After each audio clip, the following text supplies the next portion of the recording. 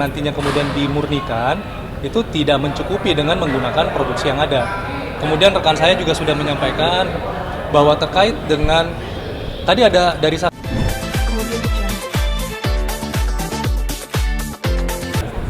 ya, jadinya tadi ada 4 ya.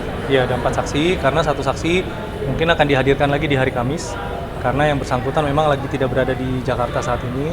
Tapi dari secara overall kita lihat keterangan-keterangan saksi ini sebenarnya dari point of view pembelaan kami banyak yang menguntungkan buat klien kami.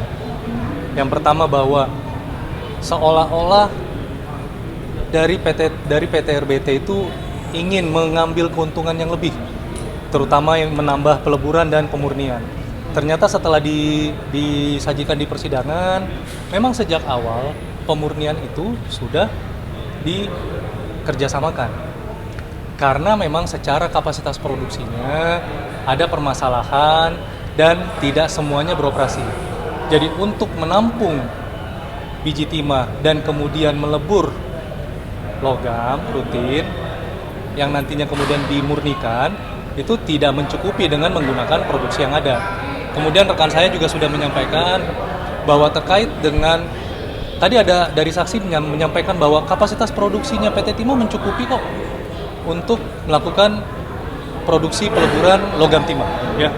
Ternyata setelah kita sajikan dengan data bahwa apakah bisa dan memungkinkan dengan perolehan biji timah berdasarkan annual report 2019, di mana perolehan biji timah itu 83.000 ton.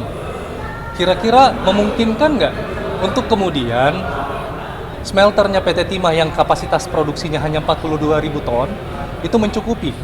Apalagi fakta yang kami temukan bahwa tidak semua tanurnya PT Timah itu beroperasi pada saat itu. Jadi dari 7 hanya ada 6. Ini juga menunjukkan bahwa sebenarnya pada saat itu manajemen direksi PT Timah mengambil keputusan, ya, mengambil kebijakan untuk melakukan kerjasama dalam rangka apa? Dalam rangka meningkatkan produksi biji timah PT Timah, meningkatkan produksi logam PT Timah yang di situ ada unsur mulianya. Kalau kalian lihat nih di laporan keuangan di annual report di 2019 posisi PT Timah menjadi nomor 1 pengekspor logam terbesar di dunia, dan itu cita-cita mulia. Kemudian sekarang dipermasalahkan di dalam kasus ini miris. Kami lihat ini miris sekali. Jadi memang di 2018 itu manajemen PT Timah kan mau lari cepat. Itu bagian dari program percepatan pemerintah juga tuh, supaya menambahkan nilai jual, nilai added value komoditas dalam negeri. Dan gimana untuk mencapai cara itu? Untuk mencapai menjadi pengekspor terbesar di dunia, sedangkan infrastruktur tidak mencukupi, maka memang harus ditempuh cara untuk bekerja sama dengan pihak ketiga, dengan pihak swasta. Nah, pada saat melakukan itu sudah dilakukan kajian juga, nilai keekonomisannya bagaimana, apakah PT Timah mampu mencapai target tersebut dalam waktu yang singkat. Itu akhirnya kemudian ditentukanlah masih mendapat profit juga ketika melakukan kerjasama dengan swasta. Itulah yang dilakukan. Nah, sekarang kemudian menjadi masalah, itulah yang kemudian mau coba kita luruskan. Hari ini paling tidak sudah terbukti bahwa mispersepsi kalau PT Timah itu mampu melakukan sendiri untuk menjadi pengekspor timah terbesar di dunia, mampu dengan tanurnya sendiri, mampu dengan smelternya sendiri, itu tidak bisa. Karena memang tidak cukup kapasitasnya. Iya, dan kami sebagai smelter swasta dalam hal ini PT RBT sangat mendukung program ini. Jadi kalau kemudian dianggap bahwa kenapa ini kompetitor mau saling membantu? Ini kita demi nama Indonesia loh. Ini kita merah putih. Jadi jangan selalu di frame bahwa ini kompetitor kok kalian mau bekerja sama. Enggak. Bukan kompetitor justru. Ini tujuannya kita mau mencapai ya produksi logam, penjualan logam terbesar di dunia, ya harus bersatu. Nah, kemudian poin kedua tadi yang paling penting adalah hari ini kan yang paling besar digadang-gadang mengenai kerugian akibat lingkungan. Ya. Hari ini terbukti lagi dari saksi yang hadir, dibilang kalau KLHK itu Kementerian Lingkungan Hidup selalu melakukan audit PT Timah, dan PT Timah itu selalu proper hasil auditnya. Dari tahun 2018 yang disebut-sebut ketika masa kerjasama smelter hingga sekarang pun masuk kategori proper.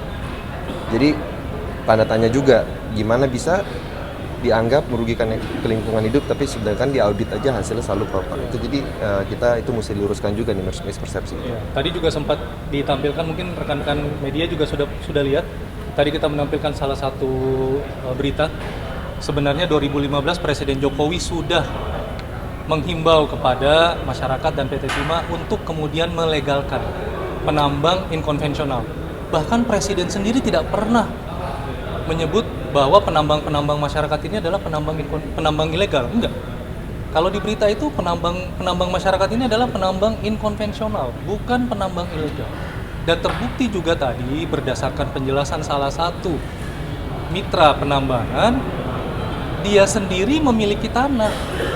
Ini yang juga kami berkali-kali mau tunjukkan di persidangan, bahwa apa yang dimiliki IUP yang dimiliki oleh PT Timah tidak serta-merta bisa diartikan bahwa penguasaan hak atas tanahnya juga menjadi milik PT Timah. Tidak. Karena IUP itu bukan bukti kepemilikan.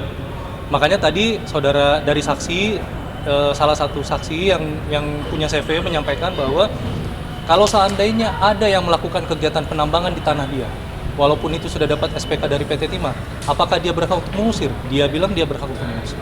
Karena tanah punya dia.